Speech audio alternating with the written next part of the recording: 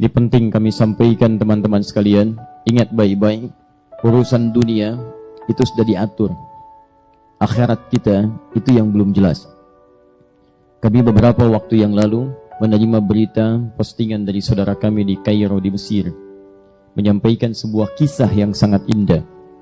Jadi ada satu keluarga ini keluarga berada. Kemudian ini kisah nyata, ayahnya meninggal, tersisa kemudian istri dan satu anak, mewarisi harta yang cukup banyak. Tiba-tiba kemudian datang pamannya mengatakan, biar saya kelola harta ini sehingga nanti hasilnya bisa menghidupi anak dan keluarga ini. Maka dengan penuh kepercayaan diserahkan hartanya, diundang notaris untuk menyaksikan, dicatat skala legal, dokumennya didokumentasikan. Begitu diserahkan, rupanya hartanya kemudian dibawa lari oleh pamannya sampai ke Amerika. Digunakan sebagai modal, sukses bisnisnya, kaya dia, punya perusahaan yang kemudian berkembang, cabangnya di mana-mana, sampai kaya dan menikah kemudian dengan gadis Amerika. Ini kisah nyata. Lahir anak-anaknya, sampai ia kemudian pulang ke tempat asalnya, bahkan membuka cabang dari perusahaannya. Yang paling miris, ibu dan anak tadi, anak yang berkembang yatim ini, kemudian tergadaikan hartanya oleh pamannya. Nyata kisah ini.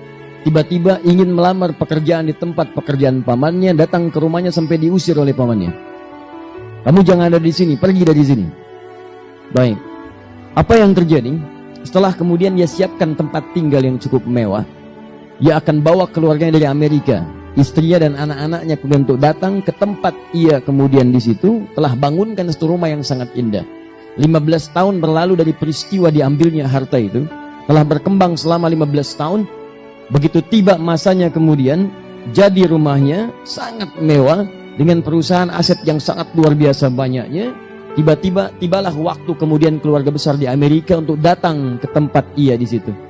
Saat datang, disiapkan waktu menjemput, berangkat kemudian ke bandara.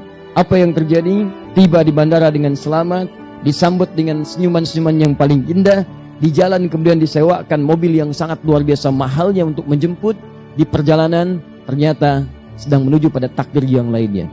Terjadilah kecelakaan yang besar pada saat itu. Wafat seluruh keluarga ini. Si paman tadi, dengan istri Amerika aja, dengan seluruh anak-anaknya, wafat seluruhnya. Anda tahu ketika wafat seluruhnya ini, tersisalah kemudian persoalan yang paling besar. Kepada siapa harta kemudian si paman ini atau si orang ini diwariskan.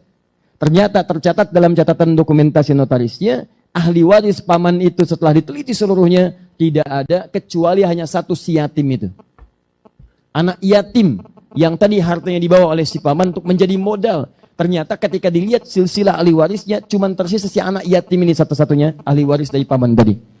Perhatikan, bagaimana kemudian Allah mengatur harta si anak ini selama 15 tahun dikelola oleh pamannya, walaupun dia terasa sakit, kurang menyenangkan perlakuan dan sebagainya, tapi perhatikan cara Allah untuk mengembalikan seluruh harta-harta yang menjadi miliknya.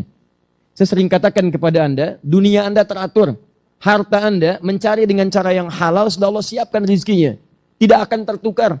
Cuman putri yang tertukar sampai jadi sinetron. Ya, cuman menteri yang ditukar. Tapi harta tidak akan pernah, rizki tidak akan tertukar. Akan diberikan sesuai dengan maslahat hidupnya sampai Anda wafat. Jadi kalau rizki Anda belum terpenuhi, Anda nggak akan wafat. Demi Allah saya katakan, rizki bersanding dengan kematian. Rizki terpenuhi, baru datang ajal.